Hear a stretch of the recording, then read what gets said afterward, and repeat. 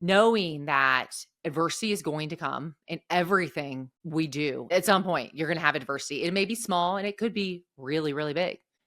But if you truly believe that on the other side of adversity is growth, that there's always some lesson, some opportunity for you to see something differently, to meet someone else through the process, to learn a new skill, to prove to yourself, actually, I can do that thing, then when you face it, it doesn't feel 100% negative. And I always tell people, it's like, I don't look back at all the adversity I faced, especially the really, really hard stuff in life, and say, I'd love to live through that again. I mean, that's not what it is, but it is really true that every time I face adversity now, I think to myself, I might not know today what I'm going to gain from this experience, but I'm going to find something and I'm going to grow from this. Welcome to Her Unshakeable Confidence with dynamic mother-daughter duo Simone and Olivia Knego, where they discuss the secrets of transformation and how to build bold confidence and unwavering resilience. From intimate conversations with inspiring guests to sharing their personal journeys of triumph and challenge, Simone and Olivia create a supportive space where every woman is encouraged to rise above her fears and love the woman in the mirror. Tune into Her Unshakeable Confidence and join this special journey of connection and growth. It's like catching up with old friends who inspire you to be bravely and uniquely you. Welcome to this week's episode of Her Unshakeable Confidence. I'm Simone Knego. And I'm Olivia Knego. And today we are joined by Whitney Faires. She's an internationally recognized executive coach, keynote speaker, and leadership expert. She empowers her clients to overcome obstacles and reach unthinkable performance levels with greater fulfillment. As a former corporate executive, Whitney has developed actionable strategies to help individuals strengthen their mindset, cultivate resilience, and unlock untapped, hello, woman, I can't even speak, potential. Yeah, see, I mess it up every time. We're going to talk about her excellence equation and everything else that's happening in her life. So thank you for joining us today, Whitney. Thank you for having me. Confidence is a topic that is near and dear to my heart because who does not struggle with it at some point in their life or forever? Yeah, absolutely. So we'll start with that. What does confidence actually mean to you? Well, that is a good question. So, to me, confidence is really a profound belief in yourself. And I think beyond that, it's your ability to draw on your strengths, draw on your experiences, to generate that belief in yourself that even when it starts to waver, you can kind of get it back on track. And, to me, one of the keys to this is that we have to build this innate trust that we've been here before, we can do hard things, that when there are gaps, because naturally when we're stretching ourselves, personally, professionally, you name it, we are going to see gaps where I haven't done that exact thing. But trusting our ability to be able to grow and learn, and just trusting that if we've done something hard before, we can do it again, is really what confidence means to me. So that's a really interesting point you bring up, because Olivia and I were just talking about an interview I had earlier today. I'm not going to say what it was for, but that's one of the things. I mean, there's certain things I haven't done before. I mean, I've had experiences like that, but I haven't done this exact thing. So I think that's a big thing confidence brings to the table for me, is that I'm like, no, I haven't done that before, but I know I can. Yeah, it's interesting because we all have this set of experiences or transferable skills that it's not that exact thing, but my guess is you've done something that resembles it. In maybe the only thing that you've done that resembles it is you've tackled something that you never thought you could do before, or you've had to learn something new and you've been very successful at it. Doesn't mean it was a smooth, straight line path. It could have been bumpy, but we usually can pull from our experiences. And I tell my clients, harness your highlight reel. Just for a moment, spend 2 minutes, and it seems uncomfortable. Gosh, we actually have to think about the good things that we've done, the positive experiences, who we really are, not just the gaps in our development or what we're not.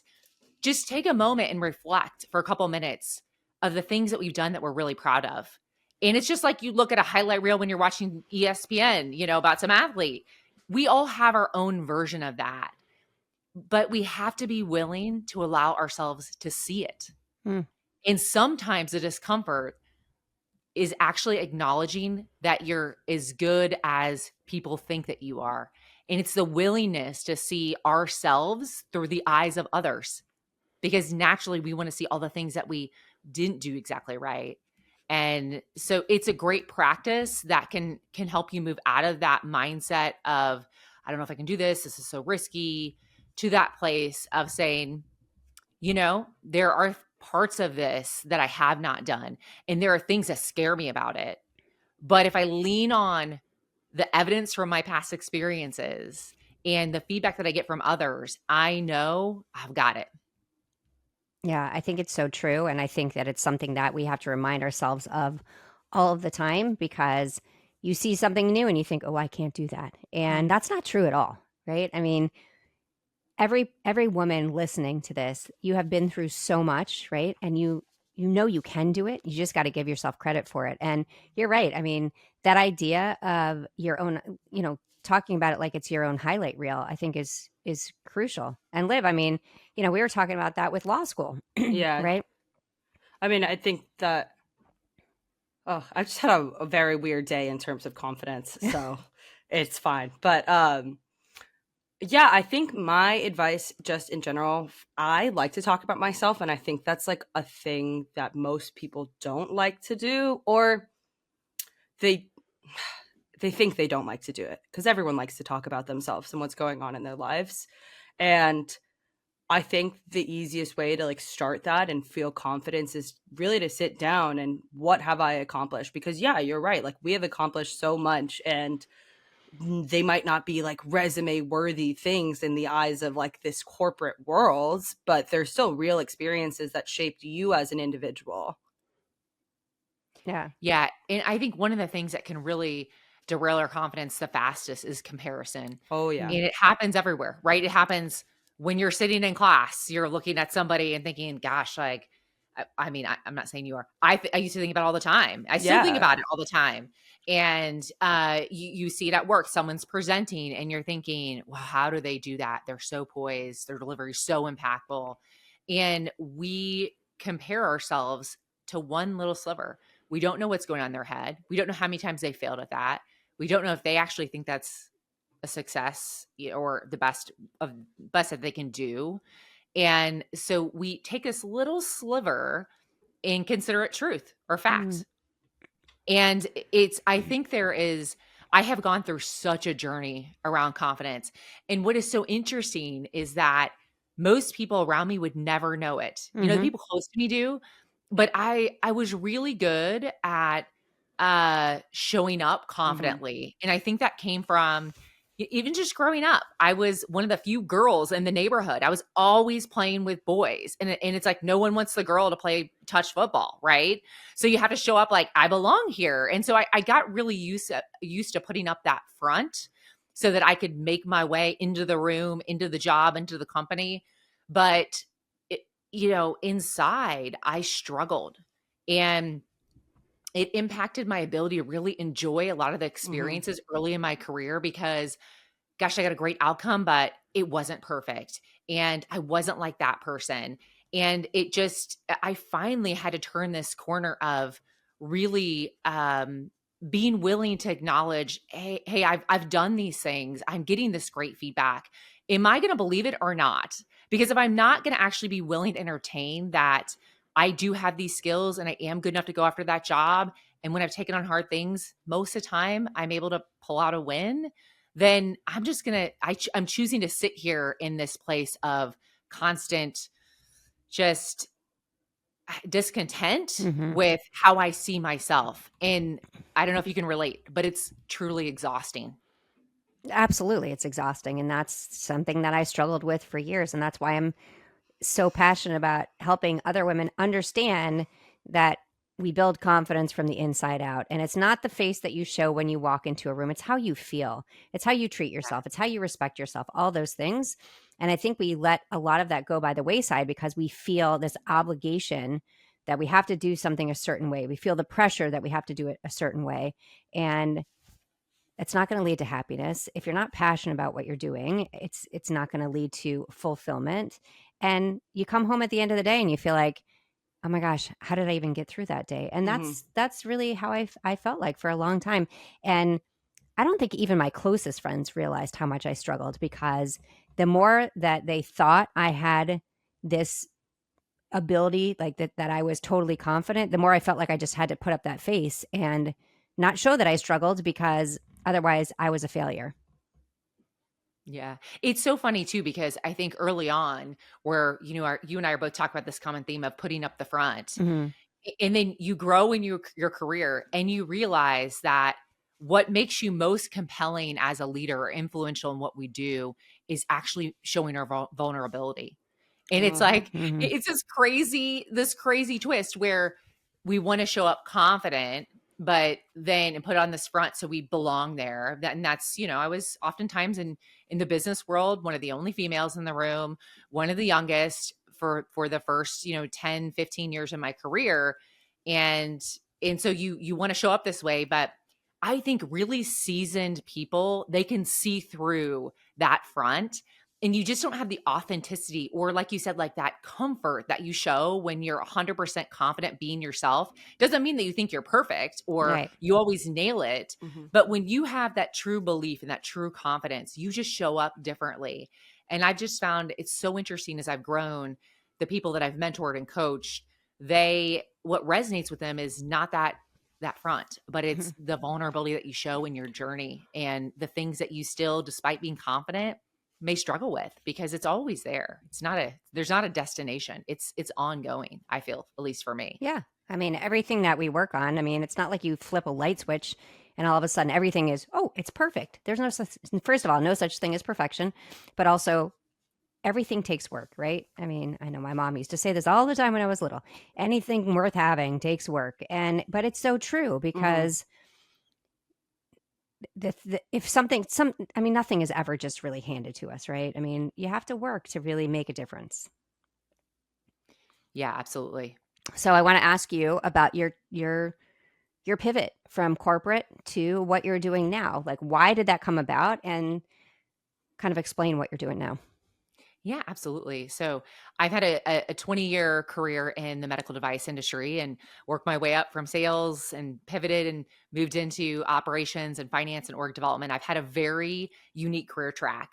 And I think a lot of that it was a mix of accidental and intentional, Mhm. meaning I didn't intentionally choose like, hey, I'm going to go do this role because I want to accomplish something. But I oftentimes stop to ask myself, where do I want to be in the next 5, 10 years of my Mm. career? What skills do I need to develop? What experiences do I need to have? Which meant that sometimes I didn't go up as fast as I wanted to, but I focused on being really well rounded.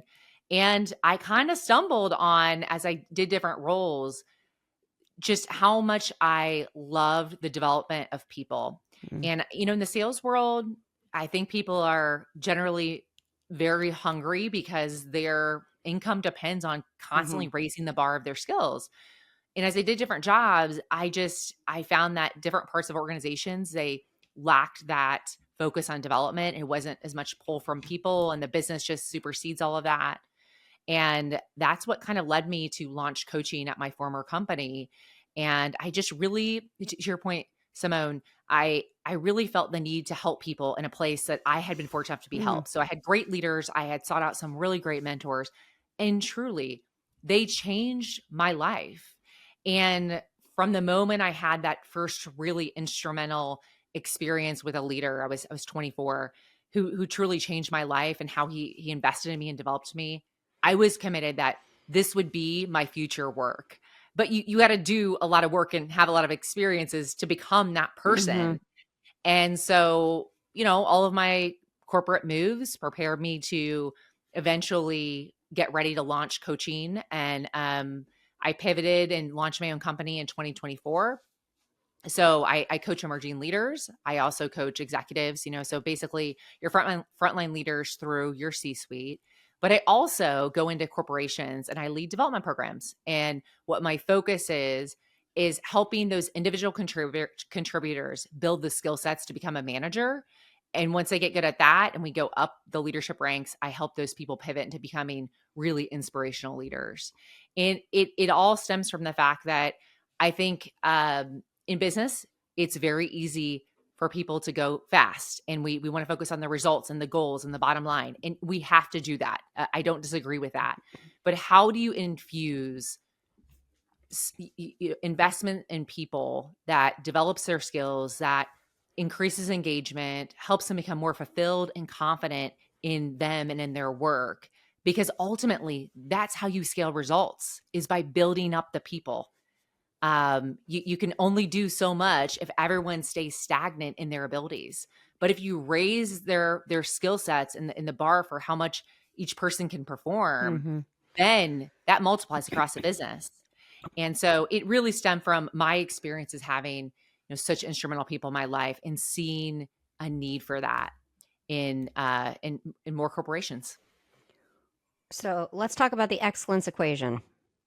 Tell me more Yeah. about it and how you use it in your coaching and your leadership trainings. And Yeah, absolutely. So I created the excellence equation to help your high achieving, impact driven leaders take really big goals from ideation to execution. And it's really a mix of having a tried and true process that can help them take something that feels really big, uncertain, scary, and have a reproducible process to follow and know that this works. I've done a lot of different research on different models and things that drive success in all different spaces. And then I've also applied that as I've led teams and as I've coached individuals. And so it's some research based with practical, just try and fail, to then create these 8 steps that help people have a process, but also there's an underlying focus in each step with managing your mindset. And I'm really big on mindset, because in my experience, the number one thing that holds people back is them. Yep. And it's like so easy to focus on, I need to improve this skill or that skill or get that experience.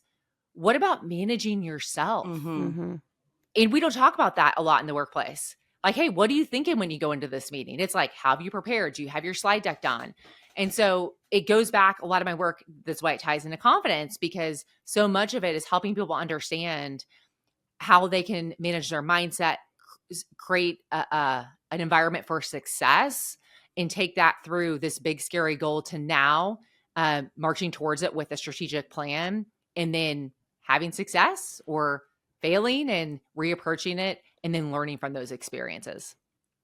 How much do you think pressure contributes to pressure and obligations contribute to the things that people are struggling with when they're walking in that room? They're not prioritizing themselves. I mean, I truly feel that. I feel that if we would prioritize ourselves, then we would really, really focus much more on mindset. So, I mean, when you're thinking about, we walk into a room and we have to do these certain things because this is what we're told to do, but we kind of forget who we are when we walk in that room.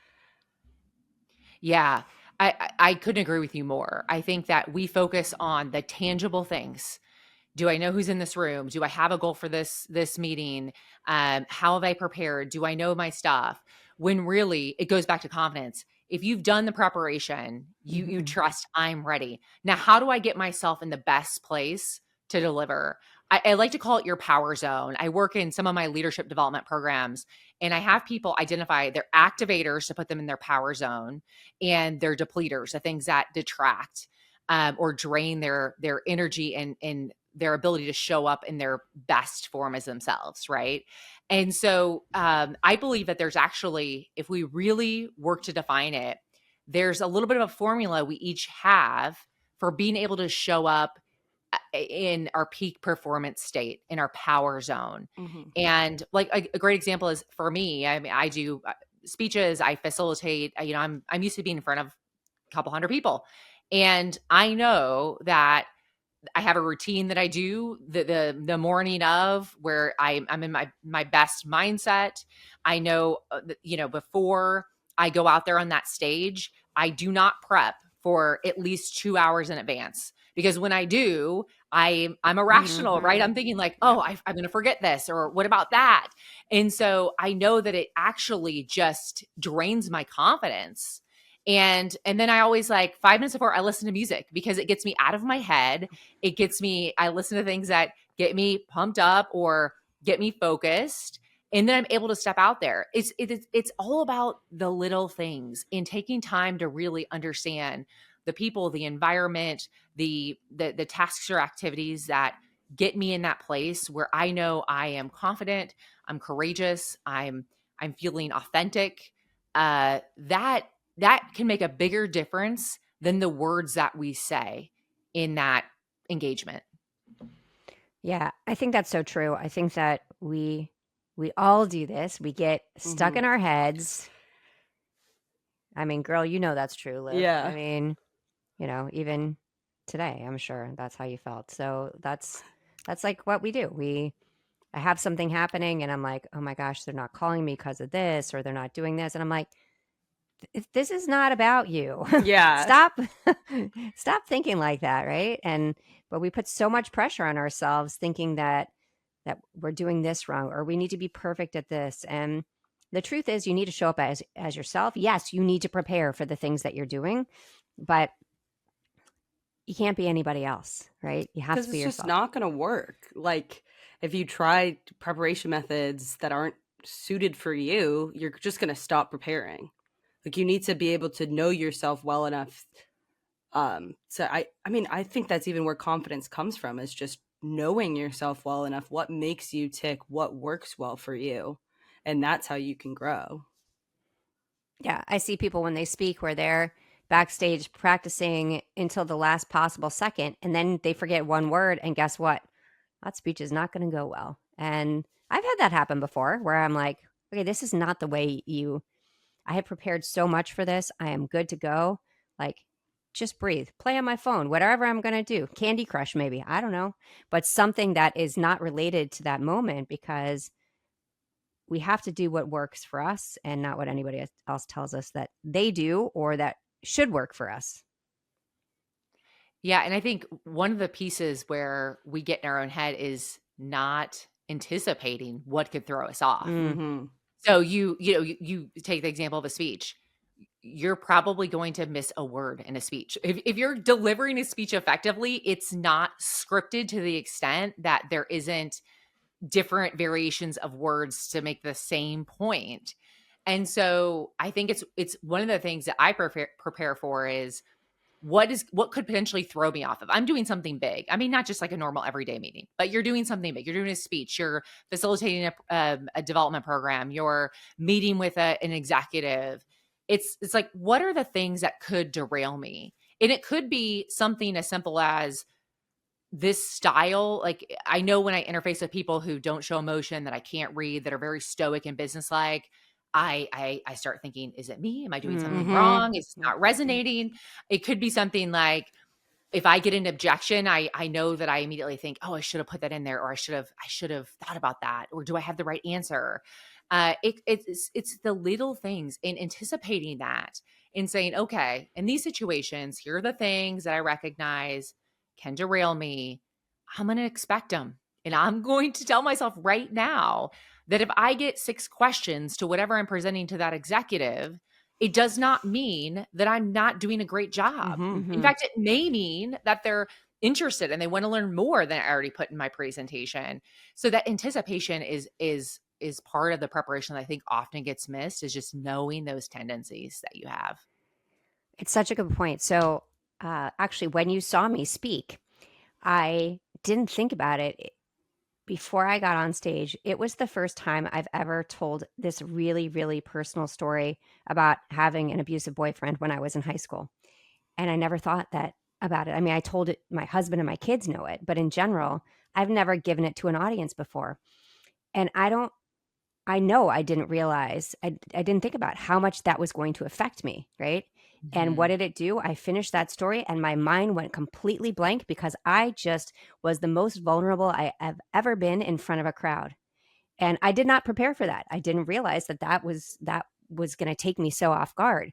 So your point about preparing for all the little parts of it, I think is is so valid, because when we do that, then you're going to be unstoppable, right? I mean, and if you make a mistake, oh my gosh, so what, right? Yeah. You just move forward. And I make mistakes every time I talk. I mean, that's just part of life. And I think that's part of being a human. And when we put these expectations on ourselves that we have to have everything just perfect, that's not realistic. And the Yeah, people that want that of you, I don't think you want to be with them. I mean, personally, I don't. yeah, and it's so interesting as I've done all the work creating the models that I have, and excellence equation is one of them. I talk a lot about reframing adversity as opportunity, because as I really started building content that I wanted it to teach people and share with, groups, I found that as I reflected, the times where I grew the most is when I struggled the hardest. Mhm. Mm-hmm. And we go back to mindset, knowing that adversity is going to come in everything we do. At some point, you're going to have adversity. It may be small and it could be really, really big, you know? Um, but if you truly believe that on the other side of adversity is growth, that there's always some lesson, some opportunity for you to see something differently, to meet someone else through the process, to learn a new skill, to prove to yourself, actually, I can do that thing. Mhm. Then when you face it, it doesn't feel 100% negative. Mm-hmm. And I always tell people, it's like, I don't look back at all the adversity I faced, especially the really, really hard stuff in life, and say, I'd love to live through that again. I Mhm. mean, that's not what it is.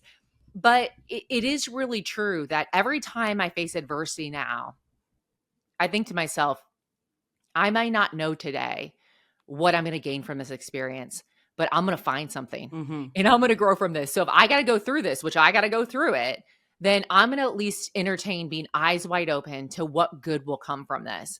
And it's those little pieces of mindset that I think can accelerate your ability to build that unshakable confidence. It's really core to knowing what's going through your head, that inner narrative that we all have, and being able to be really in tune with that and choose what you want to believe. Do you want to believe that critic? Do you want to believe the person that says, no, I've been here before, I got this? Oh, Oh. I just think that mindset shift and trying to find the positive and negative situations is not only like so important for your individual and personal growth, but it's just the way that you have to live life without it, for it not to feel miserable 24/7. Because otherwise, I mean, everything's just going to make your day miserable if you can't find the good in it. I totally agree. And I felt that myself. I just had so many times in my career where a deal doesn't go your way, or your timeline is slowed down on something you need to do at work. And it just you feel like you're getting crushed by the world eventually. Mm-hmm. I mean, that's how I felt. Yeah. And for me, I thought, actually, I'll tell you, a big part of my shift in mindset came when I was in my coaching program.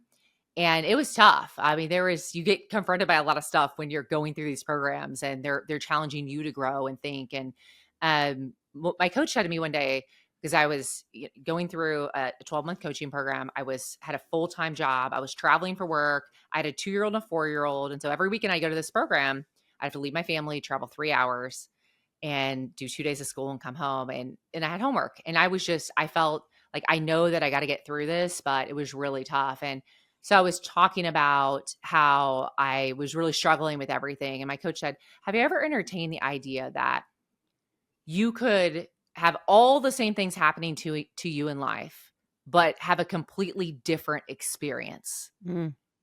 And my honest response was, I don't even see how that's possible. Because what I'm telling you is, I have like 2 kids, and I have a full-time job, and then I have this, which was way more than I thought. So unless you can give me time, I don't see it. Like, you got to tell me more. And in coaching, she kind of forced me to think through it out loud. And I actually didn't buy into it then. It took me Mm-hmm. months of really thinking about it, how I choose to view things, and what my mindset is on different things. Focusing on, I got to leave for another weekend and do this, and I want to do it, but I miss my family, and I've got all this stuff for work that's on my mind too. Do I want to view it that way, or do I want to say, this is what I've wanted to do. This Mm-hmm. brings me closer to being able to give more to other people. And it sounds like, oh, let's just package up and make it pretty. But the reality is, whatever is going through our mind, it's going to keep going through on repeat. It's proven. I mean, Mm-hmm. 95% of our thoughts are repetitive. So if we want to put negative stuff in there and let it swirl, we're going to get the outcome that we want, which is feeling negative and crappy.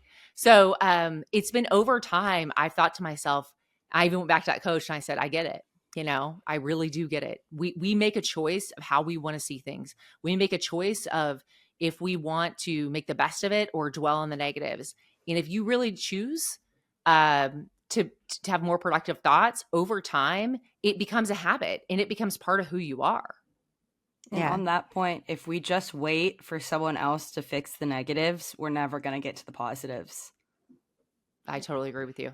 Yeah, we have to work on that ourselves. I mean, absolutely. The idea of these negative thoughts on repeat, which again, it's funny, like we both spoke at the same conference, and I think you spoke right after me, and I had given basically the exact same statistic about these negative thoughts on repeat, but we have control over our thoughts. We do. We wake up every morning and we can choose to be miserable. We can choose to be happy. Yes, there are outside forces and things that happen, but how we respond to things really is such a huge piece of how we move forward. And by kind of saying, I'm not going to let those negative thoughts take over, I am going to say that, okay, I'm here because I really want this. I really want to do this. And yes, I'm giving up other things right now. I'm not able to spend time with my family this weekend, but it's a choice that we're making, and we can choose to be happy in that moment about it. And I think my kids have seen that with me. I mean, I have 6 kids, and there's times where I've been gone and I've missed things, but I have learned to not have the guilt associated with it because I know what I'm doing is something that really fills my cup. And I want them to see that they can do something for Mm-hmm. themselves like that as well. And not just like, oh my gosh, I feel so guilty, I'm leaving. I mean, what does that do when you say that to your kids? Then they're like, oh, yeah, mom doesn't really want to do this. Well, no, she really does. Yeah. Oh, I could go on and on about guilt because it is. I've had plenty of that. But I wanted to share two things that I think can be really helpful when you find yourself stuck in that negative loop. The one thing that's really easy to do is I ask myself, okay, if someone on my team or if a friend or if my kid, whoever resonates with you, came to me and said the things that I'm saying to myself, what would I say to that person? Hmm. To take yourself out of it because you have a lot of feelings involved, and that's not bad. But to be able to say, like, if someone was coming talking about, oh, this is all the negative things, would I say to them, yeah, that's terrible, I'd feel the same way? Or would I say, well, why don't you look at it from this perspective? Or, hey, I know it's hard, but let's think about that. So that's one thing that helps me sometimes break the Yeah. pattern. Helps my clients kind of reframe things when you can't just like call up your friend and go, okay, give me your opinion on this. The other thing is really asking yourself, uh, how much of this is emotion, how much of it is real. Mm-hmm. It's Mm-hmm. kind of like truly isolating the problem. And emotion gets a bad rap, especially in the professional space. The person's emotional or whatever it is, or reactive. I think emotions are bad when they cause us to show up in a way that we don't want, and we make rash decisions based on them. But we are humans. Like, there are always emotions. So one of the things when I talk about reframing adversity as opportunity is what you have to do is just separate them. Just separate them for a minute. Like, acknowledge emotion, all the things Mm-hmm. about it. Acknowledge it. Just put it in this bucket for just a minute and go over here and go, okay, what is really the problem? Because a lot of times the emotions heighten it. It makes it personal, or it feels like it's this Mm-hmm. massive thing. It's really not. If you just look at the problem, it's like, all right, how are we gonna deal with this? And then you can come back and kind of circle around the emotions and go, okay, how do I then be at peace with it and really put it behind me?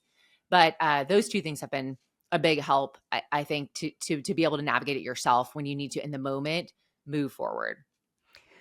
Do you feel like there's such a focus on balance? I mean, it's such a keyword, like, oh, you need to live a balanced life and this needs to be balanced, that it's it's impossible. I mean, I can tell you that I don't believe in it. I think that you're giving one way or the other at certain times, right? I mean, you're going away to Yep. a conference and you're leaving your kids at home and you're like, okay, you have to choose priorities in the moment.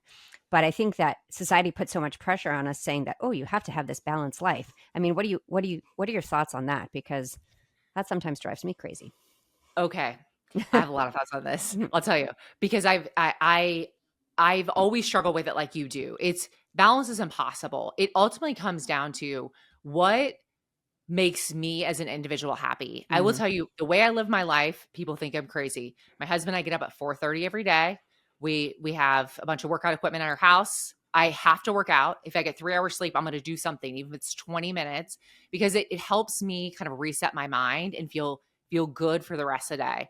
So we get on, we work out for an hour, we get ready, the kids wake up, and that way when the kids are up 6:37, I'm on. I can give them some attention before school. I'm present.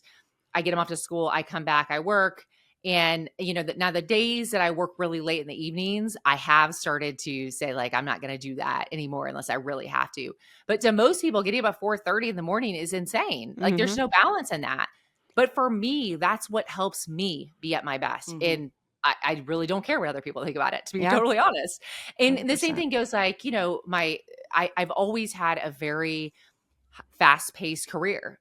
And certainly there are things I've worked through around that, like how much my identity is intertwined with my career, or how to actually be a mom and be a professional. I mean, that's not been a smooth road at times, but I'm with you. I used to always get family members, friends say to me, "Oh, I'm just so sorry you have to leave and travel for work." And for so many years, that made me feel so guilty Mm. because it Mhm. it, it was a really well intended comment. I mean, like they're saying, we know it's hard on you, but it made me feel like it was wrong, you know. And so there were these pieces where I had to really peel back and go like, what is driving this guilt? And this view of having the right amount of balance, which is basically being a stay-at-home mom and having a career at the same time, which is completely impossible, Mhm. Right. is what that means to most people. Right. So, I tell people all the time, balance is what works for you. Hmm. And you can't judge it. Someone who wants to travel every week and have their career and still be a mom and whatever they choose to do, good for them. Like, why do we care if it works for them? And inversely, for the people that love to stay at home with their kids and be fully present as a stay-at-home mom and run the household, I mean, it doesn't affect me. I do what works for me. Hmm. And when I feel the guilt over it, I always like check it. Like my husband and I will talk about it. Like, am I out of balance, or am I, because balance, what Hmm. I mean by that I know is, what you mean. is it causing me to show up in a way that you can see I'm stressed or I'm not myself? In those moments where you get a little bit out of whack, someone's got to be like, hey, you got to rein it in. And Hmm. usually I have a mentor at work that does that. My husband will do it. I have a friend that's kind of like, you sound super stressed. How are you doing with doing everything you want to do and not feeling like you're just burning the candle at both ends? Yeah, and I think we need those people in our lives that kind of say, okay, take a step back, girl. Like Yeah. Yeah. you can't do it all. And it really is about what works for you. I think that's about parenting in general. I think that's about work in general. You got to do what works for you. Don't look at what anybody else is doing. I mean, I think that is such a big part of our society is that people are so worried about what everybody else is doing, and focus on yourself. What makes you happy? What fills your cup? What works with your Mhm. family? All of those kinds of things, and setting those expectations. I think that's reality. Yeah. Okay, Liv, it's on you. What's the best advice a woman in your life has ever given you? This is an easy one. My mom used to say to me growing up, you have to always believe in yourself even when nobody else does. That at times, if you're really dreaming big, you're the only person that thinks you could do it. And ultimately all that matters is that you believe in yourself. So dream big. And it's something that I tell my kids today because I'm so grateful that she instilled such a sense of confidence in me. Although it didn't mean I had a perfect journey, Hmm. I had that in the back of my mind. every single day. And I still do. I still have it in my mind every single day. Which I absolutely love, because I think what my mom said to me was, I hope you have 10 kids just like you. And I was like, okay, I did pretty good. I have 6. I was not so easy as a teenager. I have one just like me, and I love so much about her. And sometimes she really challenges me, because I'm like, if you could only know what I know, you're doing exactly what I say don't do. Like, don't do this to yourself. But can't do it. They gotta find their own path, right? Okay, tell me your calendar for today, Livy. Making sure we're striving for what we really want requires a constant check-in with ourselves. It's not a one and done deal. Yeah, I think that aligns pretty perfectly. Yeah. I mean, that's the thing. Like, we got to make sure that we're prioritizing ourselves. If we take care of ourselves, we can take care of everything else. But if we're just letting everybody else run our lives, then it's impossible to do. So think about that next time you look in the mirror. Like, am I in control? Am I making my own choices? Or am I doing things out of guilt and obligation? And I think that it'll help change your mindset. Yeah, I think too, the number one word that comes to mind when you say that is intentionality. It's, we can go on autopilot. We can, again, go back into comparison, whatever it is. It's slowing down to operate with intentionality in everything we do. How do I want to show up? How do I want to prepare for this? Who do I want to be? It is such an underrated focus for people, is operating with intentionality in all aspects of life. And it's not hard to do. It just takes us stopping to think about it. Mm-hmm. You heard it. Ladies, stop and think. So important. Well, thank you so much for being here today, Whitney. Tell people where they can find you. Yes. Please look me up on my website. It's whitneyfaires.com. You can find me on LinkedIn or on Instagram at Whitney_Faires. Thank you so much for being here on this week's episode of Her Unshakable Confidence. Always remember, you are unshakable. Bye, guys. See you next time. Thank you. Thank you for listening to Her Unshakable Confidence with Simone and Olivia Knego. We hope this episode has made your day just a little bit brighter and given you the inspiration you need to confidently go about your week. Always remember to be authentically you. Don't forget to like and subscribe so you never miss an episode. And feel free to connect with them on Instagram at Simone Knego and at Olivia Knego. Till next time.